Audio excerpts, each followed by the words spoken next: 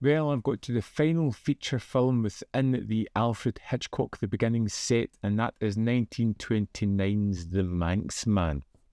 Now, this is all about a fisherman and a lawyer, two lifelong friends who've grown up just being the best of buds. Nothing could tear them apart.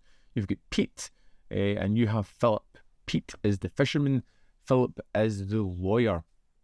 And they have one thing in common.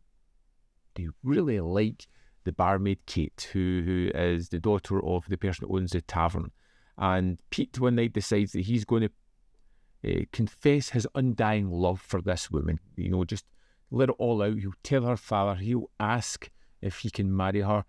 But it doesn't go down as well, as the father mocks him, tells him to get out of his place, and he'd never let his daughter marry someone who had as little as Pete.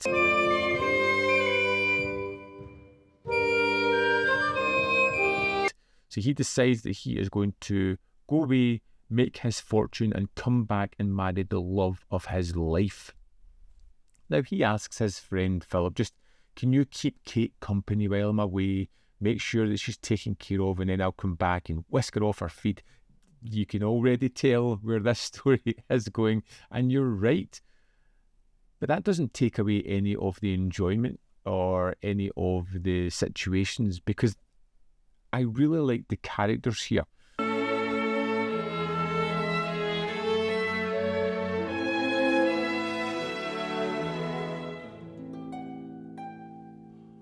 And I like Pete, I like Philip, and I feel that Kate is kind of stuck in the middle. Yes, she loves Pete, but Pete has gone away. Philip is there. He is there looking after her, taking her out, making sure she's entertained, keeping her company. And over a period of time, because they're sharing all their thoughts and feelings and aspirations, they become entangled. And it all comes to a climax when Pete dies within a boat crash. You know, they get word back that he has unfortunately passed away, and there is a wonderful reaction from Kate within this sequence. She is, yes, sad, but kind of overjoyed because her and Philip can now be together.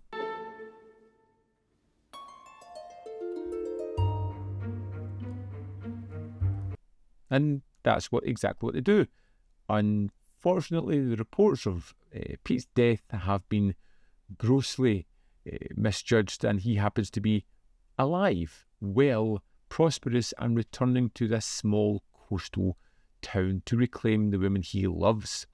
It's a kind of melodrama about this love triangle of seeing people's sacrificing themselves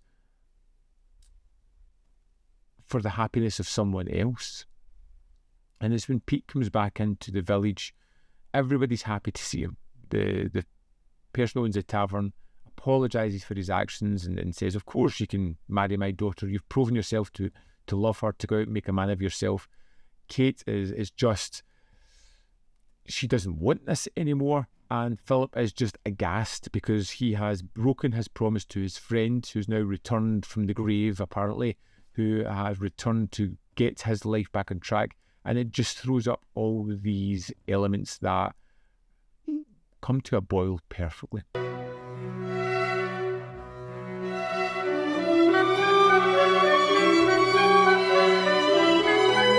It's one of those movies where you know everything that's going to come of it, but because of the time and the place where it's set, there are certain elements that are highlighted. The fact that these people have this loyalty, that they have this respect for their friends, their unwillingness to really hurt them. In fact, they're more sacrificial when it comes to it. They are going to take a step back. They will pine the rest of their life over a lost loved one rather than upset another person that they love. It's wonderfully done, and with the effervescent character of Pete, the kind of solemn nature of Philip, and Kate, the woman stuck between two loves and love that has evolved, is just a really interesting mix. I love the look of this small town. It feels lived in, it feels loved, it feels like a real community aspect to it.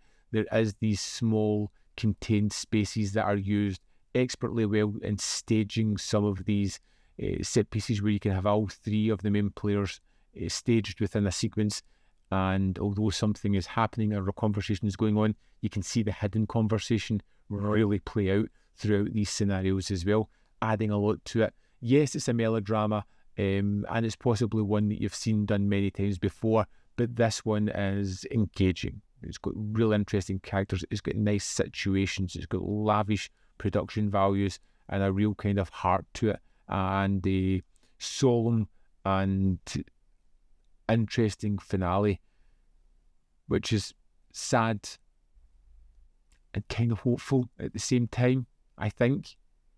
On this watch it was anyway. Let's dive into the extras and see what there are in the disc of the Manxman. Let's go to the bonus features. First up, we have Melodrama à la Manx, Stephen Horn on scoring Hitchcock, and this was a great extra.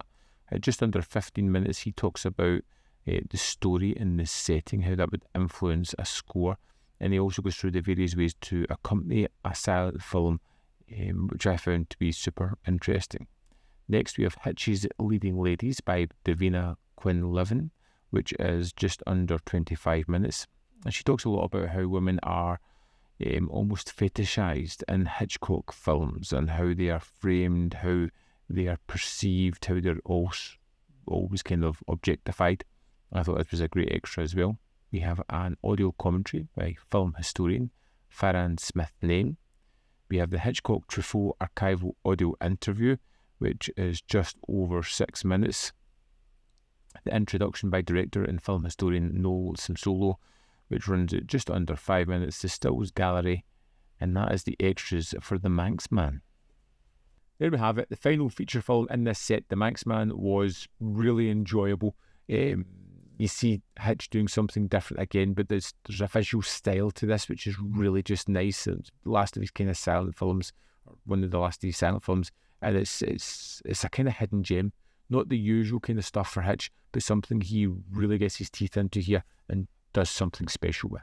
I'd love to know your thoughts on the Manxman, so let me know in the comment box below whether you love it, hate it, or fall somewhere in the middle. As always, there's more content up here.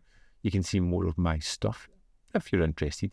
And in the description box below are links to Patreon, membership program, manvfilm.com. Always in which you can support. Thanks for watching, and I'll see you next time.